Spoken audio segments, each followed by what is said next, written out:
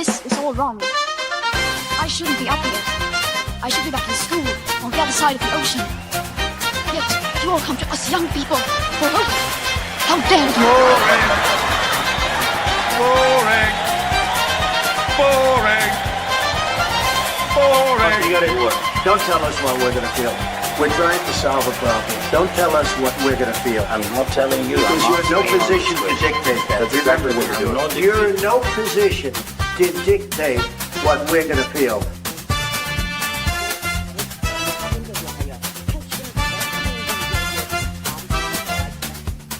I call again for an immediate ceasefire in Gaza, the return of the sausages, the hostages.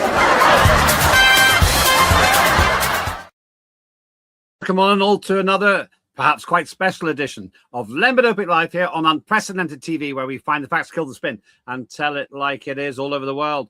Well, we've reached another 1,000th milestone.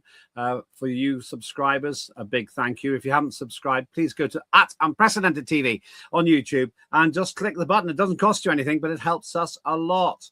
And also, you'll find a treasure trove of hundreds and hundreds of programs, all for your delectation and all for free for now. So that's Unprecedented TV. Adverts over. Now, why have I got Parliament in the background? It's because if you're watching this live, that's where the action is. Keir Starmer, the wounded animal, also known as the Prime Minister, has been in the most incredible trouble. There's one group of people that hate him, Britain. And a subset of that is the Labour Party, who say that they've got undying support for him and then stab him in the back. Wes Streeting has been counter-briefing against him while still saying that he wasn't planning to stand for leader.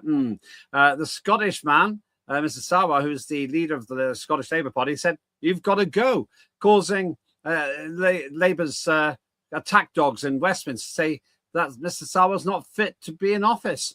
That's the quality of change that Keir Starmer promised us and the 2024 general election. But who is in charge? Who is the beneficiary?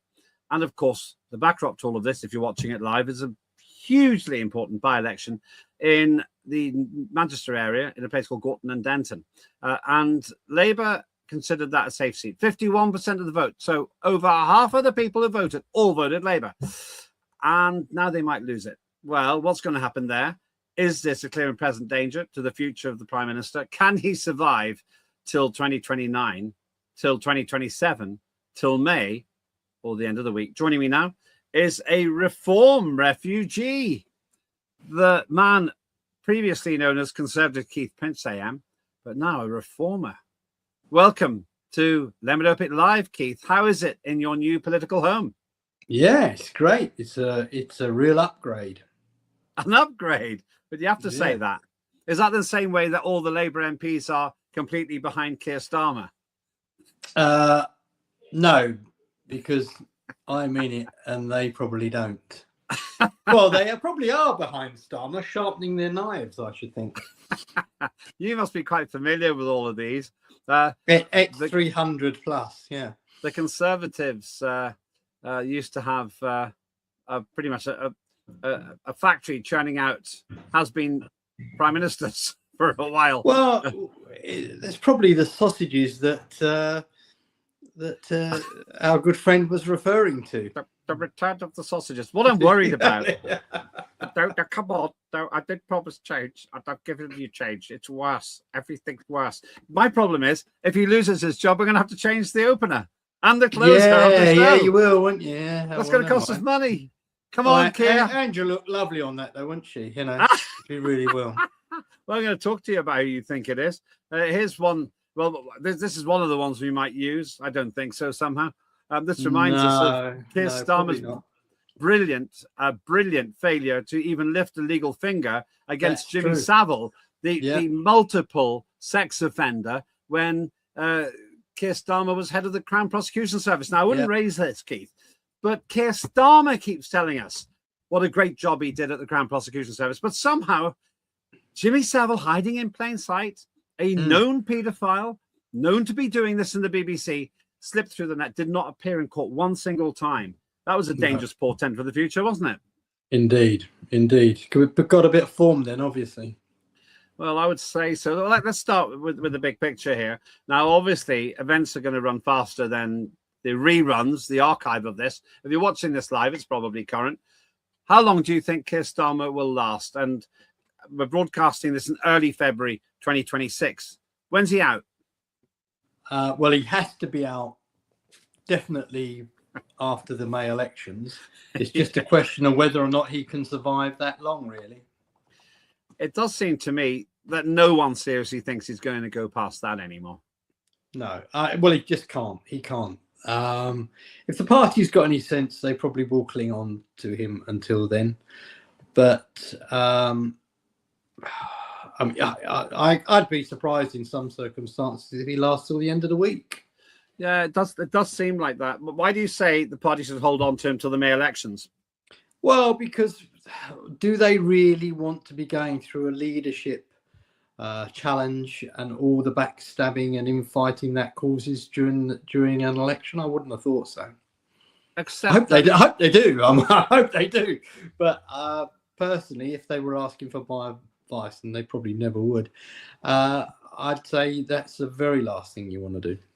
Except that the assumption at the moment is, and we'll talk about the by-election in a minute, that Keir Starmer is, as one person put on a tweet I saw, like milk on a radiator.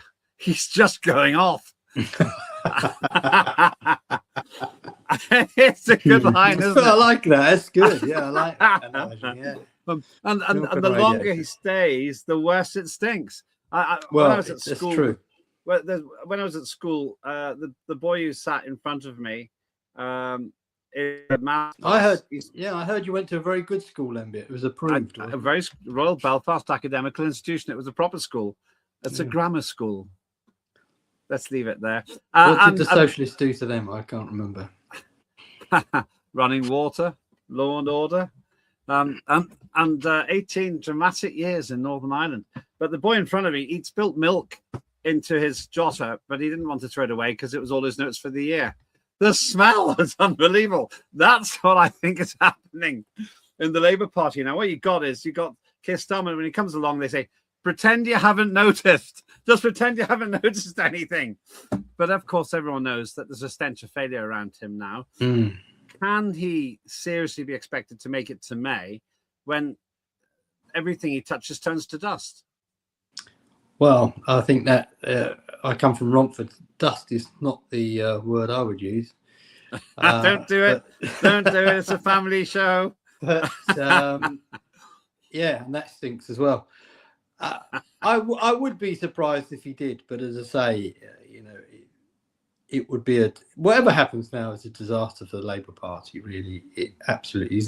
They've proven beyond all doubt: one, that they don't tell the truth; two, they've got no idea how to run the economy; three, U-turn if you want to again and again and again; and four, they can't be trusted. They just can't be trusted, and they're no better than the nasty Tories. They said they were going to have a clean act, that they were going to do this better and that, but they are worse. I can't believe it. I cannot believe they are actually worse than the Tories. Oh, I can. I thought that they would be worse, and they are worse. Let's look at the Keir Starmer disaster area. We could have picked any number of people for this particular slide. Is that Morgan McSweeney? Mm-hmm. I think there he is with Keir Starmer. Morgan McSweeney pretty much installed Starmer in Downing Street. Mm. He's attributed glory for the great Labour victory in 2024, except it wasn't a great Labour victory. They got a third of the vote of those who bothered to vote, and a fifth of the electorate. In other words, 20% of the actual eligible electors in Britain voted for this shower. But it's still unquestionably reported as this man, the architect of the result in 2024. He was, in my view, thrown to the dogs because of Starmer's decision-making. Please explain this to me, Keith. How is it that Keir Starmer, the Prime Minister, expects his little advisor to take full responsibility for Keir Starmer's decision? There's a clue in the name, advisor. No, come on. I mean, this is risible. The guy, McSweeney, said that he's resigned out of principle because he didn't he thought the appointment shouldn't be made, blah blah. Well, if you thought that then, you should have resigned then, not now, so that you can try and save the leader of the party. Nobody takes that seriously at all. If you had an issue with the appointment then, resign then, not now. Not now that it's broken, that it's broken out on the news, that we all know what was going on and we all know what Mandelson was. It's just laughable. It is strange. And here's the problem I've got. This isn't a surprise. I worked with Peter Mandelson about 20 years ago when he was Secretary of State for Northern Ireland. He was a liar. He lied. He just plain lied. And you knew he was lying. And then at one point he caught me out because I trusted something very important he was saying. Turned out he was lying to me and the late David Trimble. He double-crossed us about something quite important. And then I was so sure, I vowed I was going to make a complaint because lying is a ministerial breach. But it didn't need to, because he got fired just after he did it. And that was one of the 2 times he got fired. Here's the point, though, Keith. Everybody knew he was a bad egg, apart from Keir Starmer. So he blames, I was going to say Sweeney Todd, but it's Morgan McSweeney, isn't it? He blames Morgan McSweeney. What for? For not reminding Keir Starmer what was in the flipping public domain. Well, it's the old adage, isn't it? If it looks like a bad egg and it smells like a bad egg, it is a bad egg. And he stunk to high heaven, didn't he? He really did. And what I don't get is why they didn't understand it. Is there any... Well, because to be fair, I mean, whatever you say about the man, he's incredibly intelligent, unbelievably connected, such an amazing networker that if you're in the tent, you're probably better off having him in the tent than outside. What, Mandelson? Yeah. I didn't take him. I didn't think of him as particularly intelligent.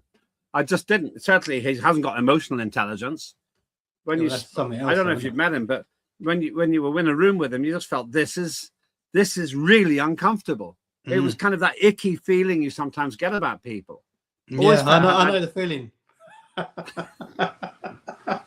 I bring you into my home. I welcome you onto this show, and this is how you treat me. This is outrageous. No wonder you jumped ship from one party to another. I'd never. Okay, let's move on.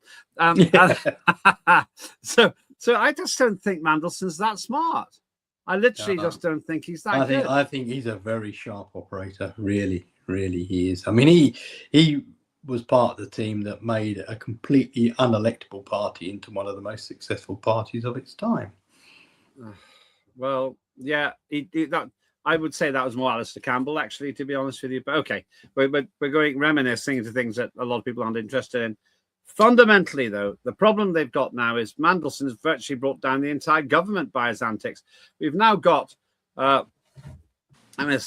Sawa here in Scotland, leader of the Scottish Liberal Democrats. That's history. Let's try and say that again. Harking back to what I said before. The leader of Scottish Labour openly calling for him to stand down.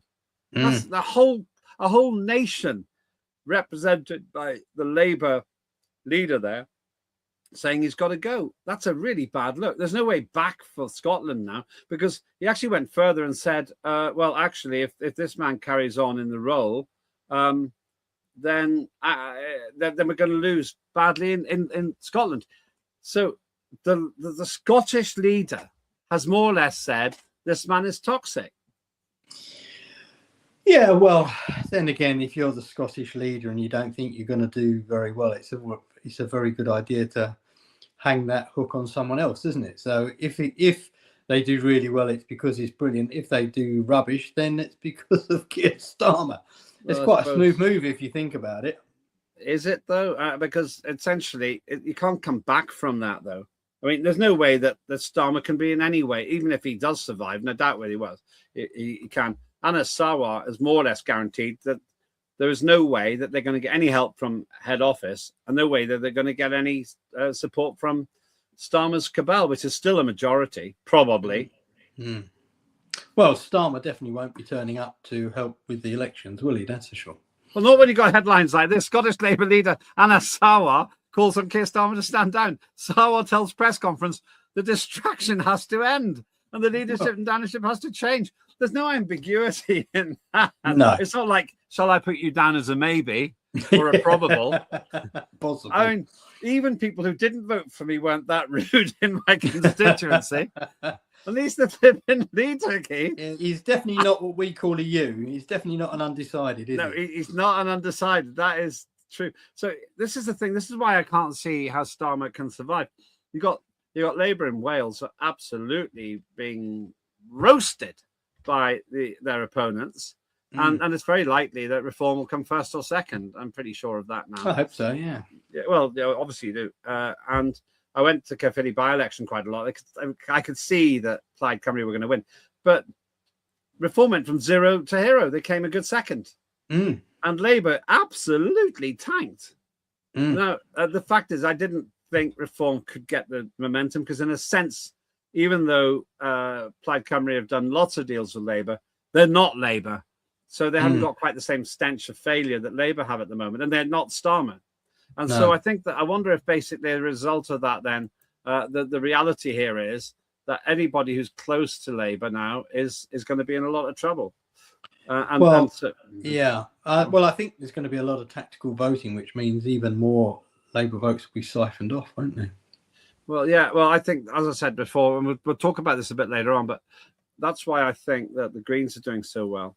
But upshot of it is... I think that Zach, or whatever his real name is doing all the canvassing, and he's just hypnotising people into voting for Green. Oh, yes, the boob whisperer.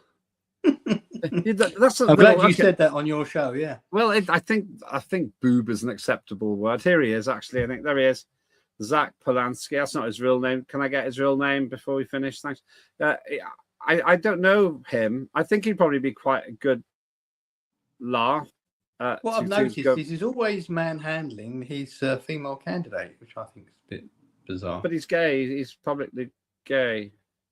Don't you not know that? Well, yeah. I mean, there's a lot of people who are gay that go both ways, aren't there? Actually, his real name or his original name was David. Didn't Noel Coward have sons? By default, for all I know. Noel Coward have sons? But David Holden was his name. Yes, David something. That's Zach Polanski. But just since something you like David Burrows or something like that, isn't it? I think actually. No, it was. Well, I just said was his name. Was it? Oh, what was that? Do you even pay attention when you're on television, or is it just something that you don't think is important? It's Polden. His surname's Polden. I can't remember his first name myself, but it's not very memorable. Just let's cover the Greens, and after the break, we'll talk about everyone else. Just why are the Greens doing so well in your view? Because Labour are doing so badly. Okay. And they are the only, for people of that persuasion, they're the only viable alternative. I mean, who would even look at the Liberal Democrats? I have to say, I'm so despondent about the Lib Dems. I wasn't going to even mention them. They got something like 3% the last time. They're, I would say, destined to go down. I don't see how they're going to do that. But somebody I know is actually standing, but not convinced. After the break, I want to talk to you a little bit more about what's going on there. I want to talk to you about the plans that the dear leader of Reform may have as well. He's got a lot to smile about at the moment. The question is, what will happen to Keir Starmer? What will happen to Nigel Farage? What will happen to the country? Before we talk about all that, I want to remind you of Tim Scott Uncancelled, who is one of our other great presenters here, also head of the Freedom Association. With Tim Scott Uncancelled, he reviews the stories in the papers so that you don't have to.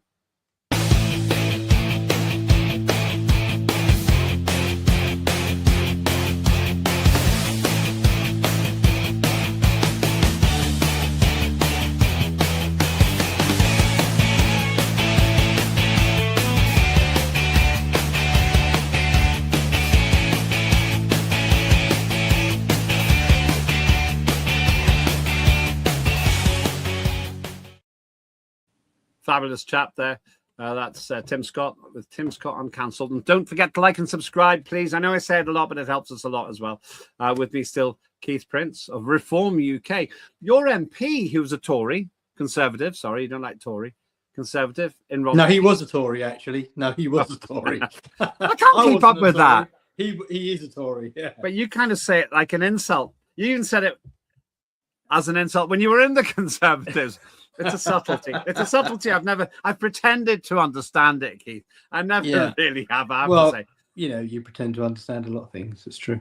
I don't understand. Why did Andrew Rosendale join you in Reform? Did he follow you, or did he do this independently? Would he have jumped ship anyway, even if you hadn't? Well, to be honest, I mean, Andrew is more Reform than Reform, actually. So it is a natural home for him. I don't think my being here or there had very much, if any, influence on his decision at all, frankly. Okay, well, anyway, you're in the same party now. We are. And that party seems to be doing pretty well. You've got Matt Goodwin. There he is. Actually sat next to him in a dinner a few months ago. Didn't realise he was likely to be, had a very good chance of becoming a member of parliament. Now, he's a bit of a TV celebrity. He's not from Gorton and Denton, though, is he? No, he's not. Why didn't Reform choose a local person? Because there's well, local sites. We'll talk about him in a minute. I suspect the answer to that, Lembit, is that there aren't any celebrities that live in Gorton. And is celebrity important? It seems to be becoming more important in politics today than it has for a long time, actually. Yeah. You know, Boris proved that. Boris won London. That no other Conservative or Tory would have won London when Boris won London, and it's looking like no Conservative or Tory will be winning London anytime soon, frankly. No, it doesn't look like. Well, it depends. Sometimes I wonder. You know, let's face it. I mean, a lot of Nigel's success, I mean, other than the fantastic policies that we have, is due to his celebrity, isn't it? You mean Nigel Farage? Yeah, well, he's pretty effervescent. He lights up a room, as they say. There he is, lighting up a room. There he is. He's got a really magnetic personality. I find him, personal opinion, tremendously likable. Me too. I've known him for probably about 14 years now, properly. I knew him whenever he was a pariah, when nobody wanted to talk to him. Then everybody gets on the bandwagon. They go, don't forget me, Nigel. Don't forget me. I was there at the beginning. And now millions of people support him. Clearly, dynamo for support for Reform. How I don't want to spend a lot of time on this because you have to say propaganda type things when I ask it. But what happens if Reform, rather than asking you if Reform's going to win, because we're going to look at the odds in a minute anyway, what happens if Reform does win? Does that mean that Starmer has to resign? Wins what? Oh, the by-election, you mean? Yes, in the by-election. Oh, yeah. Of course he does. Yeah. He's got nowhere to go at all then, as he's absolutely washed up, finished. Yeah, it does seem to me that it's a really dark time for him, and it's not. He's a passenger. So I mean, the problem he's got is does he go to Gorton and campaign? That's a real dilemma. He wasn't seen very much in the local elections last year. Already, he was a problem, and Labour absolutely crashed in that. The point is, when you've got a prime minister who can't be used for anything, then there's not much point in having that kind of a leader, is there? No. You can easily Farage is likable and not likable, but depending who you are. But he's very charismatic. Yeah, but he's Marmite. If you don't like him, like to talk to him. Yeah, he's Marmite, isn't he? But at least some people like Marmite. At least some people like Marmite. Well, exactly. 50% of the people like Marmite. So 50% of people like Reform. We've won. It's great. Not something you can say about Starmer. If you had jars of Starmer, I wouldn't be spreading it on my toast. I've gone down a horrible. I can't unthink that now. We're going to. Well, as you say, you know, Starmer is something that's gone off in the fridge, isn't it? You know, you pull it out, and think, there's all that mould on the top. This is only going in one direction, straight in the old bin. It's possible. You probably know this. It's possible to eat honey from Egyptian pyramids because it never goes off. Starmer is not honey. He's funny. I found a piece of fish which got in the back of my fridge.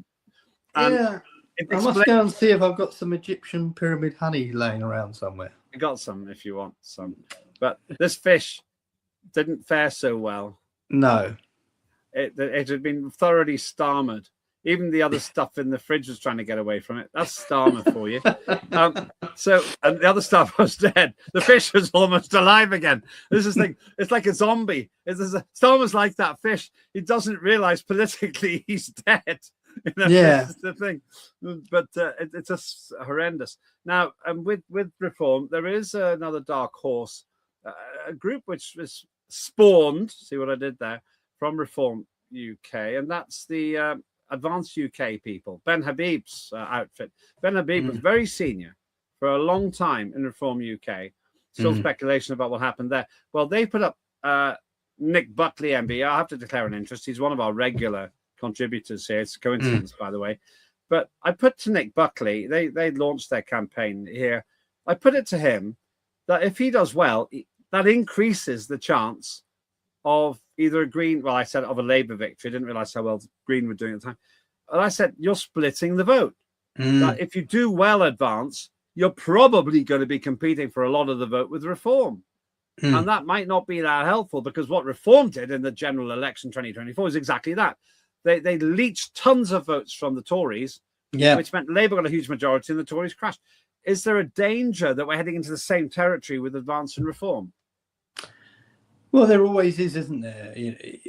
The question is, are they on the left or are they on the right? And who knows? But the challenge is always that if you get tactical voting and a particular side can't coalesce around one particular candidate, then the chances are that actually the left will coalesce around one candidate, i.e. we think maybe the Greens, and they win. Yeah, so it depends what they want. I mean, a lot of these are like, there's a lot of bitterness. I was involved in a by-election in Dagenham, and the Reform guy there was over the moon that the Tories didn't win that election because he took 500 votes away, but it turned out he was a Labour supporter. So there's a lot of bitterness in some of this. I don't know where Advance are going. Backwards, I think. I'm sure they'd have a nice, hilarious phrase for you, but for Reform as well. But it is interesting. He is fairly local, and it seems to me that he's playing that card. But if we're in a situation where Reform loses by, let's say, these are just made up figures. Buckley, Advanced UK gets 5,000 votes. Reform gets 10,000 votes, and the Greens get 11,000 votes. That would suggest that the split between Reform and Advance means that the Greens win. And you know my views about Greens. This is my opinion. They might be nice people at times, but they're totally cultist in believing in a non-existent climate emergency. And I think that's pernicious, and it's wrecking the first world. So is there no way that Reform and Advance UK can do some kind of a deal? Well, I think that's if Advance, it depends what Advance want to do. I think they obviously are a spoiler party, the same way that Reform were spoilers in the last general. Then Advance are a spoiler party, so they're doing exactly what they want to do. Because if they wanted, if they had the real interests of the country at heart, which clearly they don't, they wouldn't stand against Reform, would they? Well, they could say the same, but well, not really. You know, if Reform didn't stand, everybody's not going to vote Advance, are they? Let's be serious. This one is an interesting by-election because of this Green thing. One return to the Green Committee. Yeah, thank you. Well predicted. I'm wondering if the Greens could come up the middle here just because of what we said in the casual comment, but explicitly now, because what happens is they get they just get Labour voters punishing Labour, but not wanting to reward Reform. Yeah, and of course this will make that David Poulton, Zach Polanski character insufferable, and it'll give them another boost, won't it? Yeah, but then there are Labour voters who are sick of Labour and actually want to vote Reform. A lot of people who are ex-Labour are coming over to reform. So, But it seems to me that the reform proposition is quite attractive. It's actually quite attractive. It's not because it's not really, well, you could argue it's right wing, but you could also say it's anti-establishment.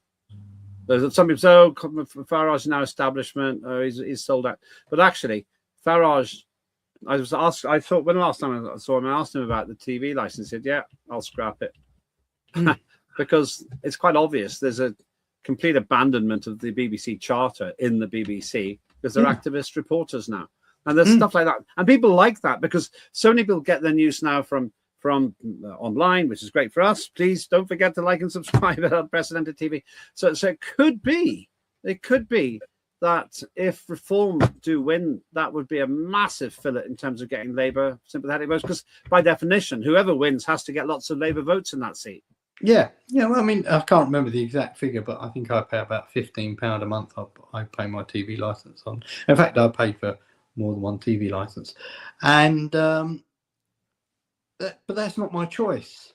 You know, I choose to pay for Amazon, and there's many other subscription services available. You know, I choose to do that. That's my choice. But I have no choice. If I want to watch anything else, I have to have a TV license. And there isn't that much of the output of the BBCs that I actually watch or like. I definitely prefer their coverage of Six Nations rugby. Now that ITV's put adverts in the middle of the game, but that's another story. I was at the England game on Sunday. Suddenly in the middle of the game, I can't remember which game it was because I tend to watch them all. And suddenly half of the screen's an advert. I don't care. I'm not going to buy that because it annoys me so much when I'm watching the rugby. Right, I make a note of it. I'm not buying that. I'm not buying it. And I do that same with woke advertising, especially at Christmas. Let's look at the odds, and then I want to finish just with Starmer's travails again. These are the odds. These will change, of course, if you're watching it in the archive. One of those will be 100%, and the others be not. But Greens are in the lead. Reform close behind, too close to call in my view. Labour's clearly lost. There's no way Labour can win from there. You've got Advance UK in fourth place. That's interesting. And then Tories 750 to 1. And they're 700. They're terrible figures. Advance is up to 80 to 1, which is great if you've got a bet on it and they win. But the Tories and Lib Dems. If I've got a bet on it, I go to prison. So it's not such a good idea. Oh, yeah, of course. Yeah. Well, if you go inside knowledge, no. You wouldn't go to prison unless you actually know the outcome. You've got a time machine. If I had a time machine, I'd go 1 week forward and come back with a single copy of the Racing Post. That's what I do. That's I've always thought that too. That's all I do. I wouldn't do anything else. I wouldn't mess up the future or anything like that of my past. So those odds suggest the Greens are in the lead, but I think it's too close to call. And and I think it's quite possible that Reform's voters will be so much more motivated because Greens could be voting against Labour. Reforms could be voting for Reform. I'm guessing a bit there, but we'll see. And we have the same problem as the Republicans. You know, there's like the hidden voters. But I was talking to, I think it was actually Nick Buckley, and he said the shy Labour now. They won't admit they vote Labour. They're too embarrassed to say that they still vote for Mr. Starmer, which brings me to hang on. What time is it? You might not be right there. Yeah, I know. That is the thing. Well, there are three front runners, I think. There are two of them. West Street massive problems because of his close association with Peter Mandelson. I won't go into it now, but if you're watching this live, West Streeting's just admitted all these kinds of exchanges. Hugely embarrassing. There's no way West Streeting's going to stay on the cabinet if Starmer survives, or shouldn't really, because he's been backstabbing. You've got Angela Rayner with her problems. He's not in the cabinet. Pardon? She's not in the cabinet. Done her a favour in a way, and as you say, I think she's probably the favourite. But then, what of this political giant? he could do it. That's an artist's impression. David Lammy, Deputy Prime Minister. Who knew? When you look at it, that's a risible set of options. Yeah. Well, I mean, I think it's Rayner's to lose. I really do. Yeah, I think so too. I think she unless she gets a really bad end of term report regarding all the business around moving houses, I think it's hers to lose.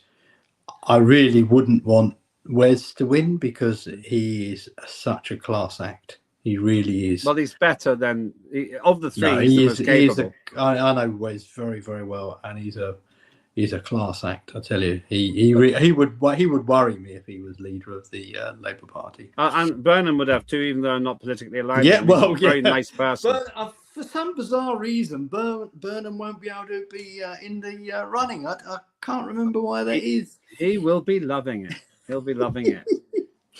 Karma. Well, I think Burnham will be absolutely gutted because I think the guy resigned in order to make some space for Burnham. I think there was some kind of agreement there between the two of them, and Starmer completely, can't think of the right word to use really, knifed Burnham, didn't he? Completely. Yeah, absolutely. And you sort of feel it's all coming back to burn him now. So which of these is going to be the Prime Minister? Well, I know which one's not going to be the Prime Minister. Yeah, 4 years' time. Yeah. Do you reckon? Well, I'm not. Farage... Actually, I don't think either of them will be. I don't think Starmer is going to be the Prime Minister very much longer at all. Actually. Yeah, but I suspect that Farage won't be in 2 years because the Labour Party will just stagger on. Well, as long as they've got such a massive majority. Why would they? Yeah. When the only thing that's going to happen, they're going to lose control. Why would they give up? I mean, if I was whoever the Labour leader is, I'd cling on to the very last minute. Yeah, and that's the thing. That's the interesting thing. We're out of time, but thanks so much, Keith.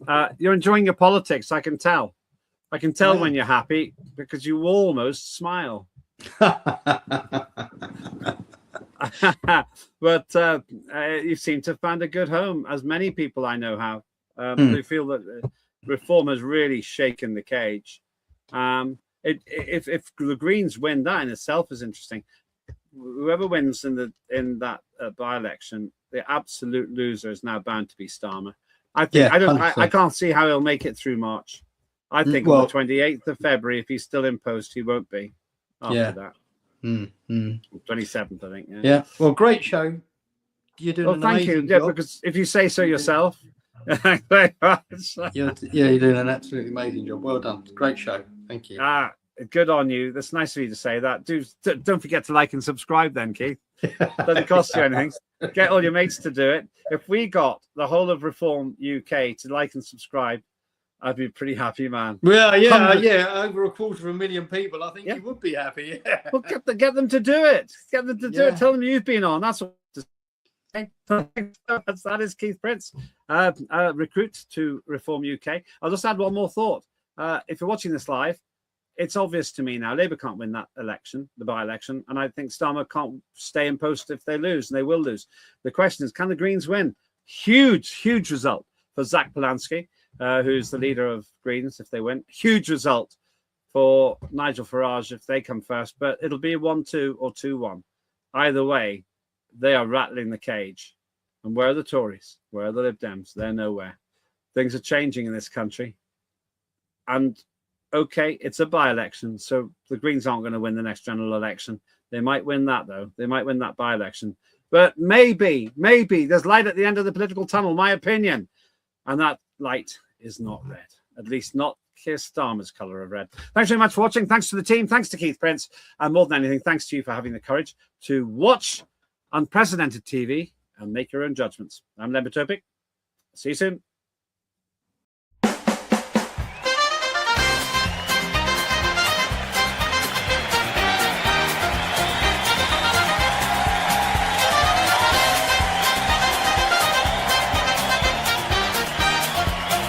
Immediate ceasefire in Gaza. The return of the sausages.